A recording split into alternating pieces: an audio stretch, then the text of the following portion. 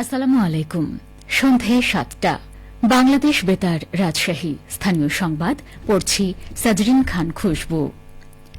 নাগরিক সেবা বৃদ্ধির লক্ষ্যে রাজশাহী সিটি কর্পোরেশনের প্রশাসক মোহাম্মদ মাহফুজুর রহমান রিটন সিটি কর্পোরেশনের রাজস্ব আদায় বৃদ্ধির তাগিদ দিয়েছেন। আজ নগর ভবনে প্রশাসকের কনফারেন্স রুমে সিটি কর্পোরেশনের রাজস্ব বিভাগের কর্মকর্তাদের সাথে মতবিনিময় সভায় এই নির্দেশনা দেন তিনি। সভায় রাশিদ প্রশাসক চলতি অর্থ বছরে আগামী জুন মাসের মধ্যে বিগত ৩ অর্থ বছরের চেয়ে বেশি রাজস্ব বৃদ্ধির আহ্বান জানান। সভায় রাশিদ প্রশাসক মোহাম্মদ মাহফুজুর রহমান রিটন বলেন, নাগরিক সেবা বৃদ্ধির লক্ষ্যে সরকারি বেসরকারি বর্তমান ও বকেয়া কর আদায়ের পাশাপাশি আইন অনুযায়ী নতুন আয়ের খাত তৈরি করতে হবে। যেসব খাতে সিটি কর্পোরেশন রাজস্ব বঞ্চিত হচ্ছে সেসব খাত চিহ্নিত করে যথাযথ ব্যবস্থা গ্রহণ করতে হবে। দেশের মধ্যে হামপ্রবণ ৭টি এলাকাকে সার্কেল করে শিশুদের মধ্যে ইমিউনিটি বৃদ্ধির উদ্যোগ নেওয়া হচ্ছে বলে জানিয়েছেন স্বাস্থ্যসেবা বিভাগের সচিব কামরুজ্জামান চৌধুরী। আজ রাজশাহী মেডিকেল কলেজ হাসপাতাল পরিদর্শনে এসে তিনি সাংবাদিকদের একথা বলেন।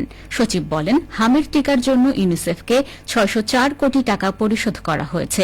এ সময় জানানো হয়, রাজশাহী মেডিকেল কলেজ হাসপাতালে ধারণ ক্ষমতার বেশি রোগী রয়েছে।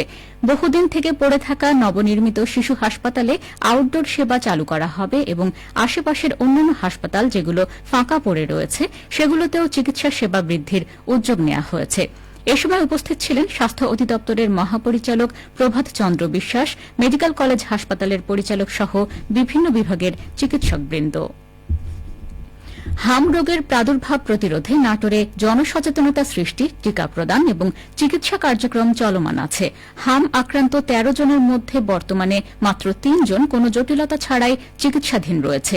হাম নিয়ে এখন শুনুন আমাদের নাটোর জেলা সংবাদদাতার একটি প্রতিবেদন। হাম রোগের প্রাদুর্ভাব প্রতিরোধে নাটোরে জনসচেতনতা সৃষ্টি, টিকা প্রদান এবং চিকিৎসা কার্যক্রম চলমান আছে। ভারপ্রাপ্ত civil surgeon doctor Kamal Uddin Bhuiyan জানান, এই পর্যন্ত ৩৭টা কেস আমরা স্যাম্পল ঢাকায় পাঠিয়েছি পরীক্ষার জন্য এবং তার মধ্যে ১৩ জনের কনফার্ম আমরা হামের ব্যাপারে কনফার্ম হয়েছে, যাদের কনফার্ম কেস তারা, আর বাকিরা হচ্ছে সাসপেক্টেড কেস। বর্তমানে এই মুহূর্তে সদর হাসপাতালে ৩ জন কেস সাসপেক্টেড হিসেবে ভর্তি আছে। পুরো উপজেলার অন্য কোন স্বাস্থ্য কমপ্লেক্সে কোন সাসপেক্টেড কোন কেস ভর্তি নেই। অভিভাবকদের করণীয় সম্পর্কে সিভিল সার্জন বললেন, যেসব বাচ্চার জ্বর আছে, ডায়রিয়া আছে এবং গায়ে ফুসকুড়ি বা র্যাশ আছে, তাদেরকে অতি সত্বর চিকিৎসকের পরামর্শ নিয়ে, শিশু বিশেষজ্ঞের পরামর্শ নিয়ে চিকিৎসা করার জন্য বিশেষভাবে অনুরোধ করছি। একই সাথে এই সব বাচ্চা যেন কয়েকদিন ৫ থেকে ৭ দিন আইসোলেশন থেকে বাসায়, যেন জনসমাগমপূর্ণ এলাকায় না যায়, বিদ্যালয়ের জন্য কয়েকটা দিন ছুটি নেয়, সেই জন্য বিশেষভাবে অনুরোধ করছি। হামের টিকাদান কার্যক্রম অব্যাহত আছে জানিয়ে ডাক্তার কামাল উদ্দিন ভূঁইয়া আরো বলেন, আমাদের পর্যাপ্ত হামের টিকা এবং অন্যান্য সকল টিকা মজুদ আছে।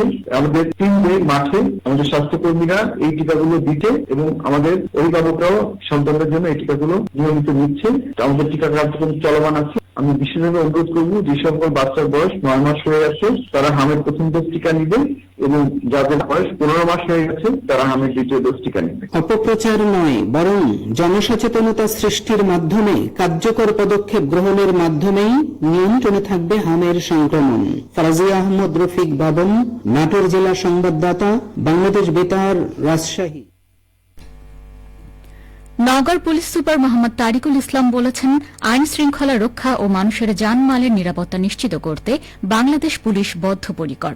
অতীতের চেয়ে এখন জেলা জুড়ে মাদক উদ্ধার ও মামলা তদন্ত সহ অন্যান্য কার্যক্রমে গতিশীল হয়েছে। আজ মহাদেবপুর সার্কেল অফিসে বার্ষিক পরিদর্শনকালে তিনি এসব কথা বলেন।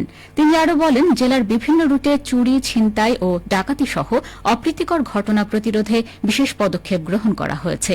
পরিদর্শনকালে তিনি সার্কেল অফিসে বিভিন্ন গুরুত্বপূর্ণ রেজিস্টার, নথিপত্র এবং দৈনন্দিন কার্যক্রম পুঙ্খানুপুঙ্খভাবে পর্যালোচনা করেন। তিনি রেজিস্টারসমূহের সঠিক সংরক্ষণ, হালনাগাদ রক্ষণাবেক্ষণ এবং যথাযথ ব্যবহারের বিষয়ে উপস্থিত সকল অফিসার ও ফোর্সকে প্রয়োজনীয় দিক নির্দেশনা প্রদান করেন। খেলার খবর, ক্রিকেট। নাটোরে আজ লক্ষ টাকা 6 সাইড ক্রিকেট টুর্নামেন্টের ফাইনাল খেলায় পাবনার সৌহার্দ্য স্পোর্টস চ্যাম্পিয়ন হয়েছে।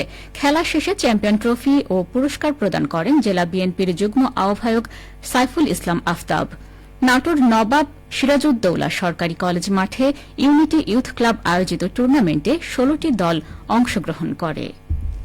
একটি ঘোষণা, আঞ্চলিক বার্তা সংস্থা বাংলাদেশ বেতার রাজশাহীর স্থানীয় ইংরেজি সংবাদ আগামীকাল থেকে সন্ধ্যা 5:15 পরিবর্তে সন্ধ্যা 6:05 প্রচারিত হবে।